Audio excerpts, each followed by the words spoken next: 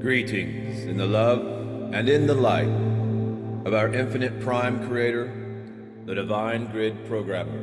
Namaste, Namaskaram. My most noble, dear, and esteemed viewer, no one can box your soul, can limit your soul, your spirit, your connection to Source. And remember that this shift is an internal shift. Nothing is dependent on outside of your reality, of your divine human connected matrix. This shift is an internal one. No one can box your soul. And this shift is determined by you alone. But also remember, it's not about disconnecting from the theater. It's about playing your role in the theater. And part of being in the theater is acting. What is an act? It's all an act. Everything is an act. The word act, my dear, noble, and esteemed viewer, comes from the Latin word actus, meaning doing, action, and a thing done. It doesn't mean faking it or pretending. The origin of the word act means to be. Energy responds to the act of consciousness. That's a very literal statement. You act, energy responds. Everything is energy. All is consciousness, comprised of energy at various rates of vibration. You act, energy responds. However, energy is very literal. The universe comprised of mental energy is very literal.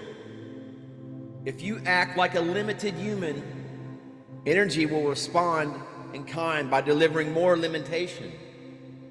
If you act like your life has a lot of problems, energy will respond by giving you exactly that, more problems. However, if you act like a human, that's what you will be treated like. If you act like a master, well, you will be handed masterful energy, masterful experiences. Humans act like they're human with all their limitations and weaknesses, even though they're not.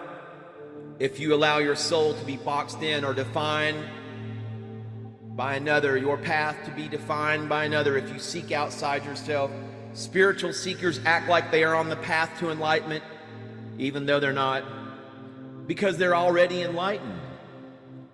People act like victims or villains, martyrs or teachers, children or adults, even men or women, but it's all an act.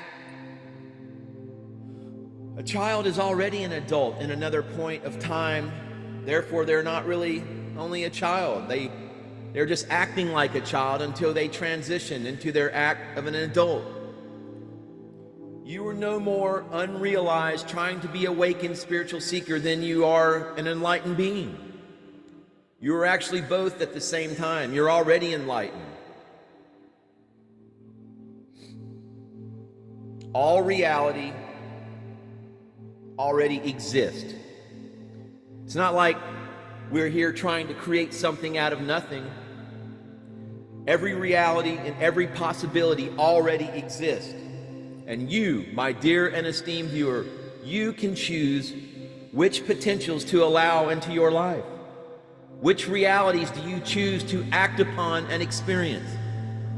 Everything is already there. You are whatever you're acting. Act like a student and you'll get a lesson energy. Someone will teach you a lesson if you choose to act like a student.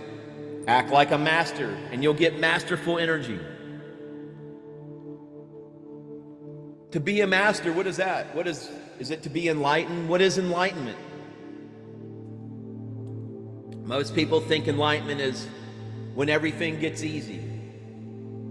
Not necessarily. Most people think enlightenment is when money, it's about money, when money suddenly flows in and everybody loves you and honors you and thinks you're sexy. If you think I'm sexy, hit the subscribe button, give this video a thumbs up. But problems don't necessarily go away, my dear and esteemed viewer. But there's a whole different perspective on problems and issues when you do have this enlightenment.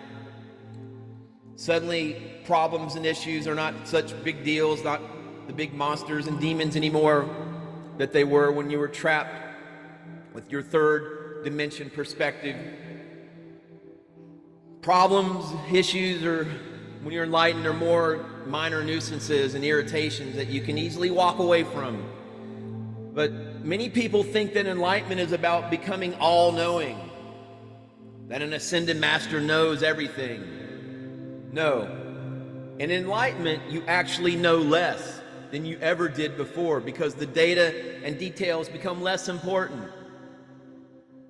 Facts and figures are irrelevant. Facts and figures are in the mental strata of consciousness.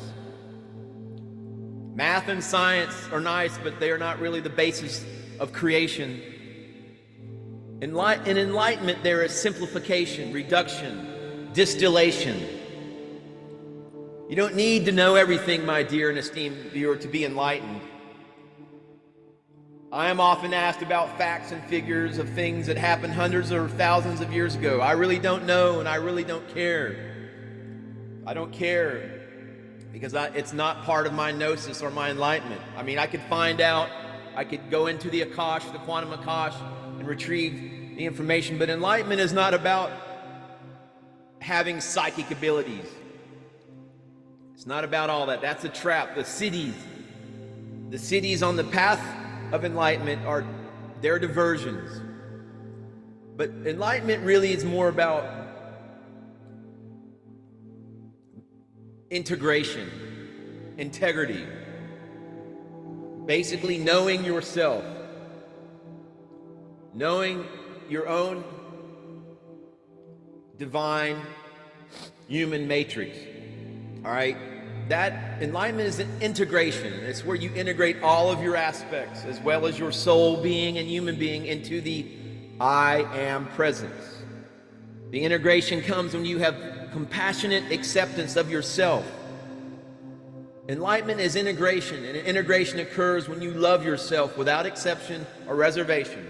With this love and acceptance, all the parts, pieces, aspects, and ghosts of yourself find their way back home for integration. You feel fulfilled rather than fragmented. Instead of feeling like pieces of a puzzle, you feel whole. Enlightenment is freedom. My dear and esteemed viewer, enlightenment is freedom. It's freedom from the thought oppressions of others. It's freedom from trying to maintain some sort of appearance, some sort of posture that you're constantly evaluating with others' opinions, what have you. No, that's not enlightenment. Enlightenment is contentment and peace and integration within yourself. It is that divinely connected, source-aware individual who is composed within the peace of their own gnosis and integration of self. If you agree with my definition of enlightenment, go on and hit that subscribe button, give this video a thumbs up, leave a nice enlightened comment based upon your gnosis and your integration. Let's have a great, wonderful weekend, folks. Namaste, Namaskaram.